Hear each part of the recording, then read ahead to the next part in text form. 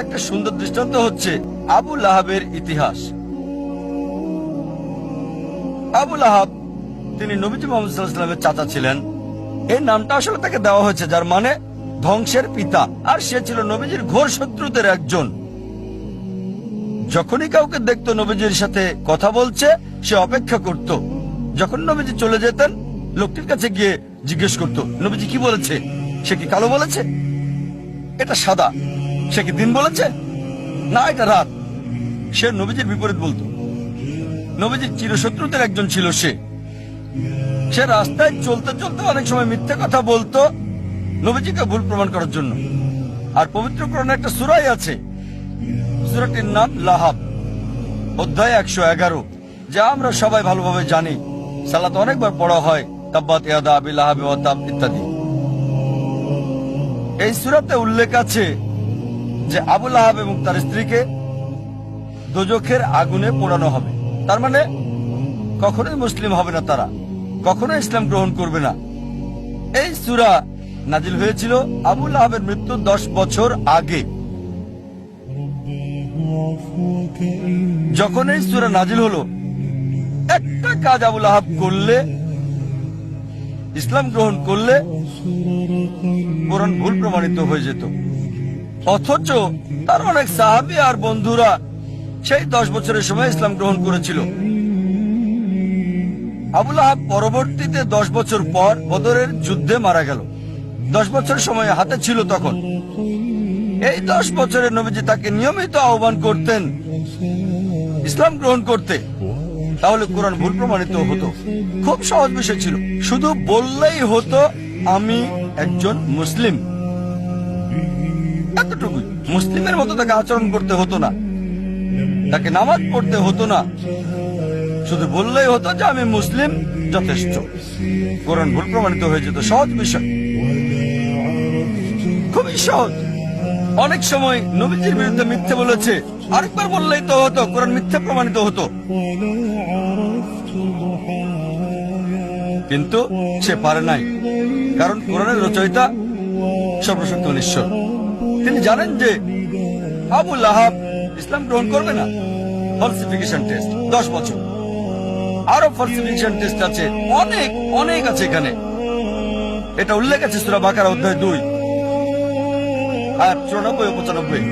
ইহুদিদের একটি দল ছিল যারা মুসলিমদের সাথে তর্ক করেছিল আর বলেছিল যে আখিরাতের ঘর আল্লাহর সাথে শুধুমাত্র আমাদের।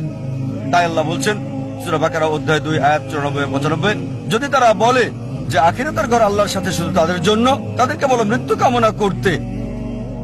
যদি তোমরা বলো নিশ্চিতভাবে আখিরাতের ঘর তোমাদের, আখিরাত তোমাদের, তাহলে মৃত্যু কামনা করো। এই আয়াত আরো বলছে তারা কখনোই মৃত্যু কামনা করবে না, কখনোই না। একটা মাত্র কাজ ইহুদিদের করতে হতো, কোরআনকে ভুল প্রমাণ করার জন্য বলতে হতো আমি মরতে চাই।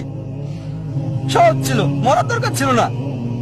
এমন না যে আত্মহত্যা করতে হবে, নিজেরা নিজেদের স্তব্ধ করবে। একটা বিষয় বললেই হতো আমি মরতে চাই। সহজ ছিল। কোরআনকে ভুল প্রমাণ করতে বলতে হতো আমি মরতে চাই। 3টি শব্দ কোরআন ভুল প্রমাণিত হয়ে যেত।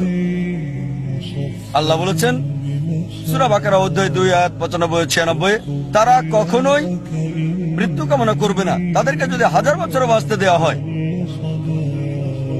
সহজ ছিল, খুবই সহজ ছিল কোরআনকে ভুল প্রমাণ করা। এই দুটো ফলসিফিকেশন টেস্ট হলো অতীতের ফলসিফিকেশন টেস্ট। আমাকে বলতে পারেন ভাই জাকির, এখন কোরআনকে ভুল প্রমাণ করতে চাই, এখন কিভাবে করব? এখন কি এটা করা যাবে? হ্যাঁ, সবার জন্য সুযোগ আছে। আল্লাহ বলেন সূরা মাইদা অধ্যায় 5 আয়াত 82 যে বিশ্বাসীদের জন্য তাদের আপনজন হচ্ছে ওই সমস্ত লোক যারা বলে আমরা খ্রিস্টান, আর ঘোর শত্রু হলো ওই সকল লোক যারা বলে আমরা ইহুদি আর মূর্তি পূজারী।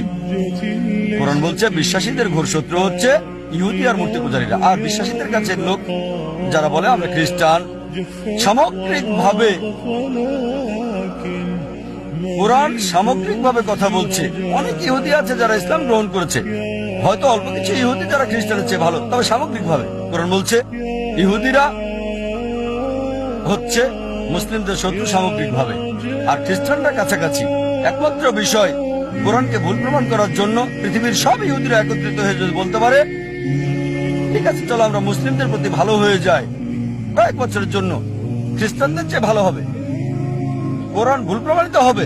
খুব সহজ, পৃথিবীর সব ইহুদিরা একত্রিত হয়ে যাক 3-4 বছরের জন্য, আর মুসলিমদের বন্ধু হয়ে যাক, তাহলে বলতে পারবে কোরআনের এই আয়াত সূরা মাইদা অধ্যায় 5 আয়াত 82 ভুল।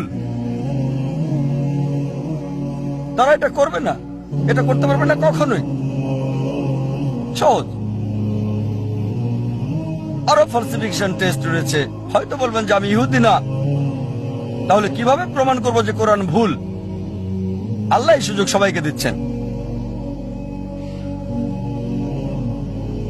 আল্লাহ পবিত্র কোরআনে বলছেন সূরা ইসরা অধ্যায় 17 আয়াত 88, তারা বলে সেটা রচনা করেছে, চেষ্টা করো আরেকটা কোরআন তৈরি করো। তুমি মনে করো মানুষ রচনা করেছে? এর মধ্যে একটা কোরআন রচনা করো।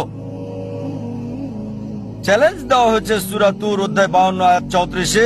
আল্লাহ তাআলা চ্যালেঞ্জ করেছেন যে এর মধ্যে একটা কোরআন রচনা করো, কখনোই তোমরা তা করতে পারবে না। এমনকি যদি সব জিন এবং মানুষ জাতি একত্রিত হয়, তারা কোরআনের মতো আরেকটা রচনা করতে পারবে না আল্লাহর সাহায্য ছাড়া। এটা একটা চ্যালেঞ্জ। আবার আল্লাহ এই চ্যালেঞ্জকে সহজ করে দিয়েছেন।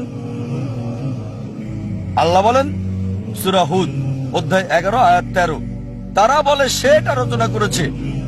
10টা সূরা রচনা করো এর মতো করে। সম্পূর্ণ কোরআন না, এটা কঠিন, বাদ দেন, এটা ওই চ্যালেঞ্জটা কঠিন। 10টা সূরা রচনা করো কোরআনের মতো। যে কাউকে সাহায্যের জন্য ডাকো আল্লাহ ছাড়া, কখনো এটা তোমরা করতে পারবে না। আল্লাহ চ্যালেঞ্জটাকে আরো সহজ করে দিয়েছেন, খুবই সহজ। সূরা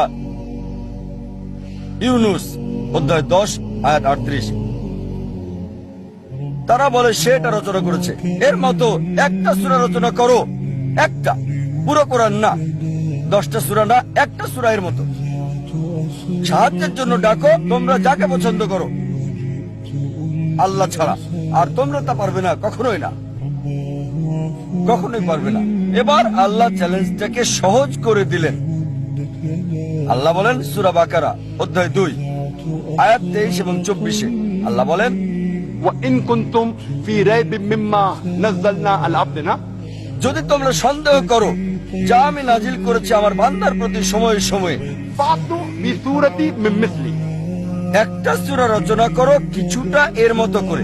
من مثله, এটা মিসলি না, মিম মিসলি, মানে কিছুটা অনুরূপ, ঠিক কোরআনের মতো না। চেষ্টা করো, রচনা করো একটা সূরা কোরআনের মতো করে।